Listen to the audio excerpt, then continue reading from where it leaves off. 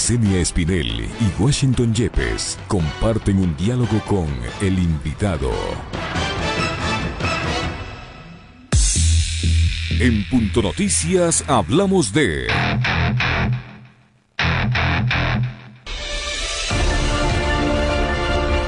Al menos 6 de los máximos dirigentes de la Confederación de Nacionalidades Indígenas del Ecuador, CONAIE, aspiran a llegar a candidatizarse a la presidencia de la República. Entre ellos están Jaime Vargas, actual presidente de la CONAIE, Leonidas Sisa, líder del movimiento indígena y campesino de Cotopaxi, Lourdes Tibán, ex legisladora, Salvador Quispe, ex prefecto de Zamora Chinchipe, Yacu Pérez, actual prefecto de Azuay, y Marcelino Chumpi, ex prefecto de Morona, Santiago.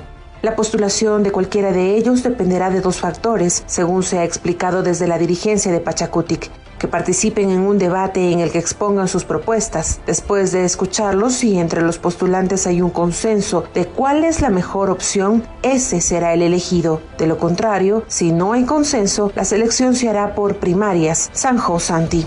Antes de la emergencia sanitaria por el COVID-19, Pachacutic había anunciado que estos procedimientos electorales internos en el marco de las elecciones presidenciales y legislativas previstas para febrero de 2021 se realizarían entre el mes de mayo y junio de este año.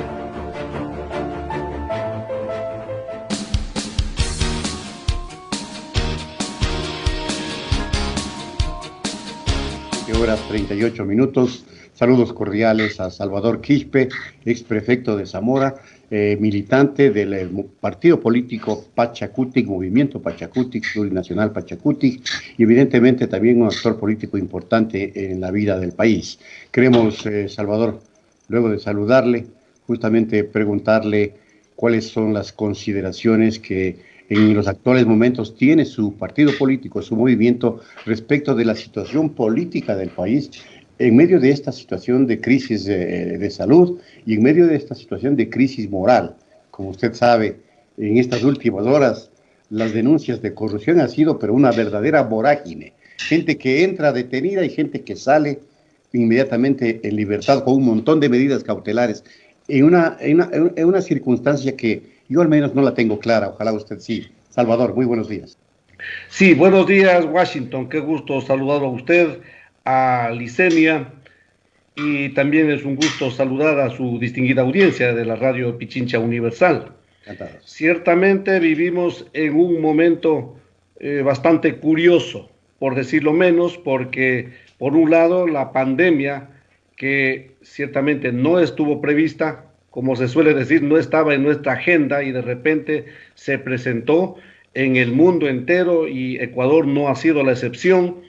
Entonces, esto por un lado nos tiene muy preocupados y por otro lado ya esto no es novedad, lamentablemente no es novedad. La corrupción, usted recordará, Washington, es desde que me acuerdo para señalar de alguna manera, pero si uno revisa los libros, esto ha sido el pan de cada día desde los tiempos de Simón Bolívar. Vemos cómo Simón Bolívar trataba de firmar los decretos para los castigos severos a los corruptos de esos tiempos en la antesala de la vida republicana del país. Esto es un virus mucho más dañino que el coronavirus.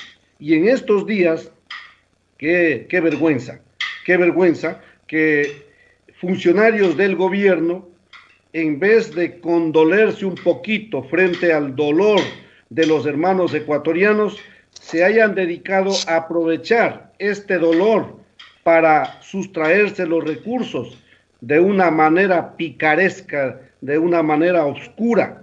Y ahora ahí están las novedades, los allanamientos, la detención de algunos ciudadanos, políticos, autoridades electas, etcétera. Lo que hacemos nosotros en ese caso, lo que estamos diciendo obviamente es que la Fiscalía ponga mano dura, obvio en el marco de la ley y de la justicia. Nosotros, que hemos sufrido persecuciones políticas a cuento de la ley, no queremos ninguna persecución política para ningún ciudadano, pero sí le exigimos a la Fiscalía, con la letra de la ley, se haga justicia y para todos quienes han cometido esos errores se les ponga donde corresponde.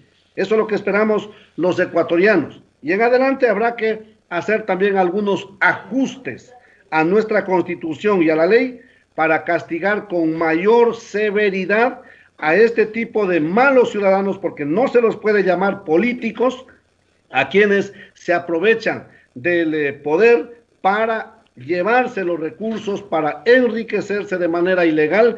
Habrá que hacer los alcances y lo que estamos proponiendo a Pachacutic en primer lugar, y luego, si es que esto es acogido dentro de Pachacutic, propondremos a nivel nacional, entre otras cosas, la sanción mayor no debe quedarse hasta donde hoy señala el Código Penal, sino la cadena perpetua. Estamos trabajando sobre eso, pero en este momento debemos aplicar con la legislación existente y entonces exigimos a la Fiscalía haga lo que corresponde a los señores jueces y de esa manera se ponga algo de control a esta vergüenza nacional que está este rato como la mejor noticia internacional que viene desde Ecuador son los actos de corrupción. Qué vergüenza para todos los ecuatorianos.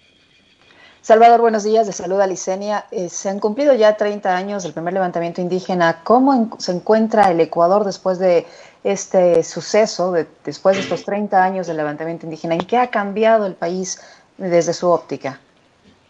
Bueno, yo creo que ha cambiado en gran medida en ciertas cosas, pero en ciertas cosas no ha cambiado nada. Me refiero a cuáles son los cambios.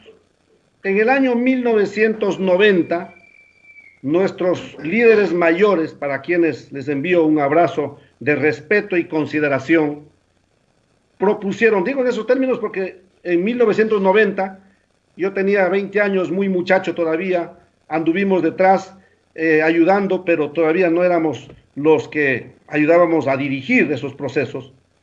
En ese año se propuso con una movilización nacional la necesidad de construir un Estado plurinacional, un Estado que reconozca la diversidad en todos los órdenes existentes en el Ecuador, que no sea un Estado solamente de los unos, sino de todos, incluidos los pueblos indígenas también. De ahí para acá hemos pataleado, como se suele decir, como gato panza arriba, porque en esos tiempos nos dijeron que eso era una locura. Sin embargo, de a poco se ha ido incorporando en las constituciones que vinieron posteriormente. La Constitución del 98, de alguna manera ya reconoce los derechos colectivos que son parte de esta propuesta del Estado plurinacional. La Constitución del año 2008 ratifica y amplía un poquito más estos temas, como por ejemplo incluyendo otros derechos como los derechos de la naturaleza, los derechos del agua. Entonces, ha venido como implementándose de alguna forma esta propuesta de construir el Estado plurinacional. También esto se va implementándose en los gobiernos locales, pero también por otro lado digo como que no ha avanzado, porque uno de los propósitos es como ir eliminando este problema del racismo, pero ya vemos que ese mal en el Ecuador sigue presente, sigue ahí latente, y eso se expresa, por ejemplo, cuando el pueblo ecuatoriano se moviliza, entonces se viene la arremetida brutal de parte del Estado. Me refiero a un racismo del Estado, no necesariamente o no solamente de las personas, de los ciudadanos, que también los hay, y posiblemente de lado a lado, porque cuando esto se genera, eso hay reacción también, pero me refiero al racismo del Estado. Yo no puedo explicar de otra forma cómo en una movilización se viene toda la fuerza del Estado en contra de la humanidad entera, independientemente de lo que pase, y en consecuencia hay muertos, hay personas que se quedaron sin la vista, etcétera, etcétera. ¿Por qué no actúa el Estado de la misma manera contra los que permanentemente o se llevan los recursos, los fondos públicos a través de los contratos o contra quienes no pagan los impuestos? Este rato el sistema de rentas internas registra un alrededor de 1.449 millones de dólares de una larga lista de empresas que no han pagado sus impuestos en los años anteriores. ¿Por qué no actúan de la misma manera? Si nos dicen Yo no creo que sea cierto, pero dicen que con la movilización de octubre, el Ecuador ha perdido algo así como 700 millones de dólares, es lo que dicen ellos. Pero el sistema de rentas internas dice que alrededor de unas 500 empresas estarían debiendo 1.449 millones de dólares, es decir, el doble de lo que dicen que han perdido con la movilización de octubre. ¿Por qué no actúan de la misma manera contra esos evasores de impuestos que le hacen el doble de daño de lo que habría hecho la movilización de octubre? Ahí no hay absolutamente nada. ¿Por qué solo contra los de poncho?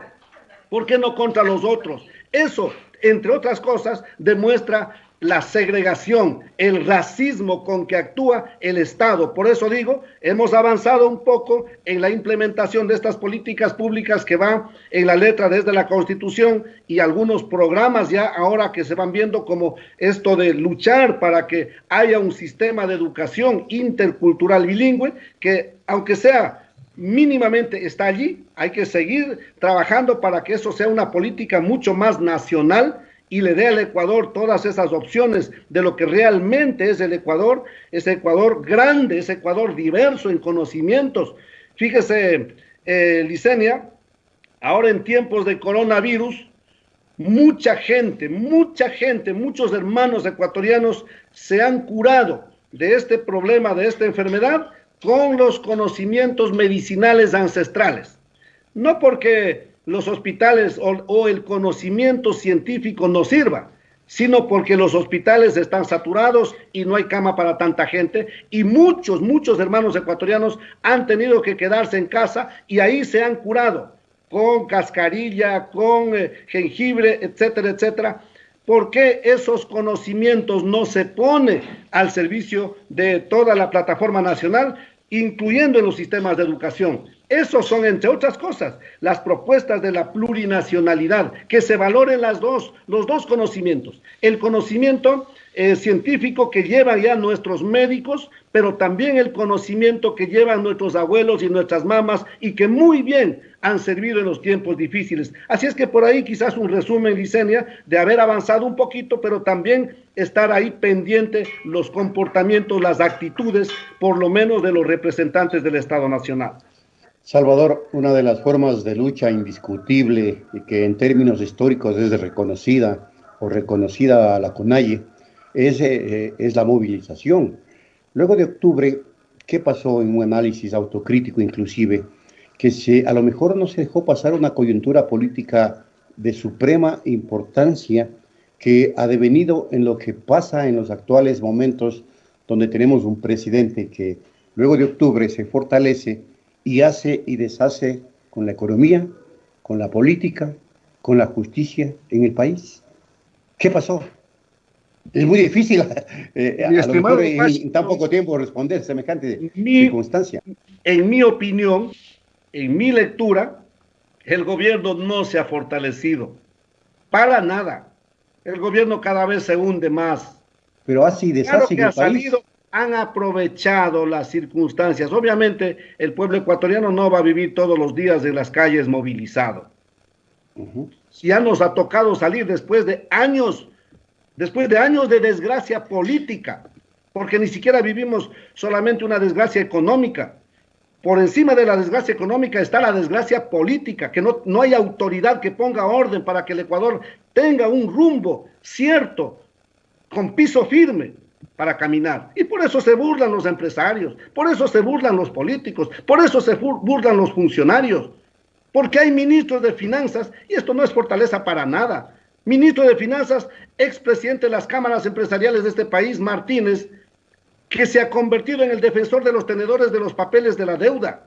Pero en vez de defender a los ecuatorianos y defender la economía nacional en tiempos de dolor y de pandemia, se dedica a priorizar a pagar a los tenedores de la deuda y lo que es peor, no a pagar los valores que dice el libre mercado de esos papeles, a pagar con sobreprecio al 100% de esos papeles. Eso se llama corrupción. Y eso no se llama fortalecerse políticamente, eso se llama aprovecharse del pueblo ecuatoriano, porque claro que el pueblo ecuatoriano no va a vivir todos los días en las calles movilizado, y menos en tiempos de pandemia, y menos con el miedo que han metido Porque no es tan cierto, perdone mi estimado Washington, no es tan cierto coronavirus, tal como nos han dicho. Porque nosotros, y lo digo porque lo hemos vivido, nosotros también hemos sido afectados por coronavirus. Nuestras comunidades aquí en Zamora Chinchipe, comunidades de Sacanza, de La Pituca, de Jambué, han sido contagiadas parejito, como dicen nuestros mayores, pero parejito también han sido sanados y han sido curados. No es tan cierto como nos dicen, y que por eso hay que estar todos quietitos detrás de la puerta y que no podemos casi ni siquiera respirar muy duro. Y de eso se han aprovechado para hacer todas esas atrocidades. El gobierno no está fortalecido, el gobierno se aprovechó de estas circunstancias, pero el gobierno está fregado y lo que es peor, le están dejando recontra que fregado al Ecuador. Y desde esas cenizas habrá que sacarle al Ecuador ya en los próximos días con una gran minga nacional. Ese es el reto que tenemos, pero el gobierno de ninguna manera está fortalecido. Están fregados, pasarán a la historia como el gobierno de los negociados en tiempos de dolor del Ecuador. Salvador, ¿por qué quiere usted hacerse cargo de un país, para utilizar sus términos, que está fregado? De un país que está inundado de corrupción, un país que vive una crisis social sin precedentes por la serie de despidos e ilegalidades que se han cometido a pretexto de esta pandemia, un país que está despedazado en lo económico por decisiones tomadas por la actual administración y también generadas por esta crisis sanitaria. ¿Cómo quiere usted hacerse cargo de un país tan complicado, tan fregado, como usted dice, en estas circunstancias, donde lamentablemente se quiere optar por una corrupción mayor a la que estamos conociendo todos los días, que es legalizar lo ilegítimo? Eso es lo que están haciendo desde la Asamblea Nacional, legalizar lo ilegítimo, hacer un país en donde la realidad supere a la legalidad, que es lo que estamos viviendo. Sí, Licenia, muy buena inquietud. No es usted la única que me ha sugerido aquello. Mis hermanos también me han dicho, Salvador, mejor dejemos ese carro viejo que no sirve. ¿Para qué te vas a hacer a cargo de ese carro viejo que ya ni siquiera prende? Mejor esperemos un rato. Y tal vez lo más fácil, Licenia, Washington y amigos oyentes, lo más fácil sería eso, dejar ahí botado ese país viejo que ya no sirve. Pero ¿quién va a venir? ¿Y qué va a pasar con el Ecuador? Yo creo que alguien debe hacerse a cargo no de resolver este problema solo, no. Alguien debe hacerse a cargo para coordinar. Y una de las cosas que tiene de experiencia el movimiento indígena es eso de coordinar, de no pensar de que soy yo el que tengo que resolver o para bien o para mal. Todos tenemos que resolver. Eso hemos hecho en muchos momentos duros. No lo voy a hacer yo, Licenia, no es que yo me voy a hacer a cargo si es que yo fuera candidato oficialmente a partir de agosto o si ya fuera presidente de la República a partir de febrero. No va a ser una persona.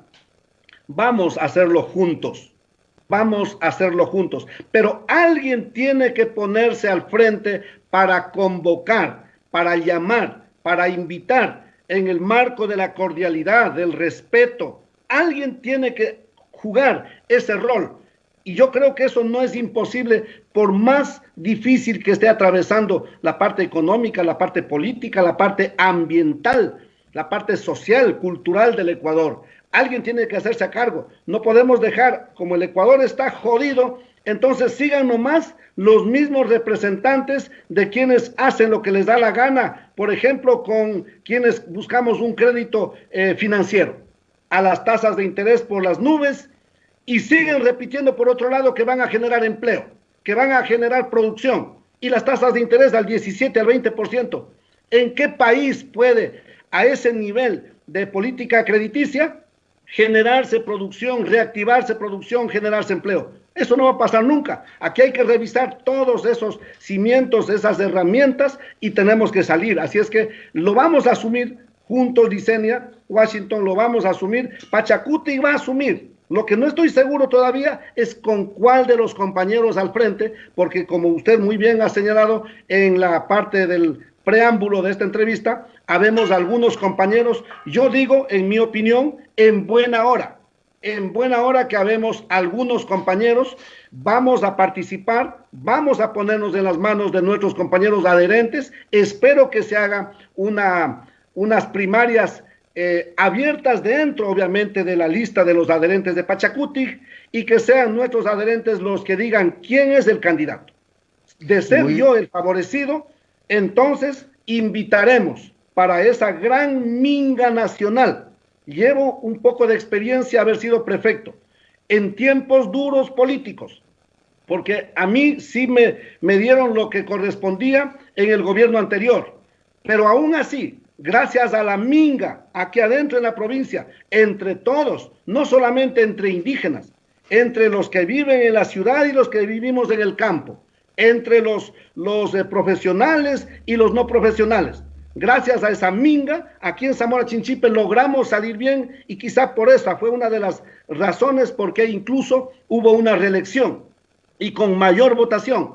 Esas cosas a uno le sirven, esas experiencias a uno le sirven. Ahora, si es que esta es la posibilidad, si es que recibo ese mandato de mis hermanos del Pachacutic, organizaremos juntos una gran minga nacional para la producción, para el empleo, para la parte económica, para lo ambiental, para lo cultural, para esto de cómo vamos a parar este cáncer, este virus de la corrupción, que, como he dicho, es una vergüenza internacional que estamos pasando en este momento. Pero eso no lo vamos a hacer solos, lo haremos junto al pueblo ecuatoriano, y serán bienvenidos todos los que estén de acuerdo a cambiar esto que está podrido. Habrán sectores seguramente que no quieran topar el Estado viejo, pues entonces habrá que poner mano dura contra los que no estén de acuerdo con esto, pero nosotros invitamos desde ya como Pachacutic, todavía no hablo como candidato, pero sí como Pachacutic, a sumarnos todos los que estemos de acuerdo a cambiar esto. No es correcto, por ejemplo,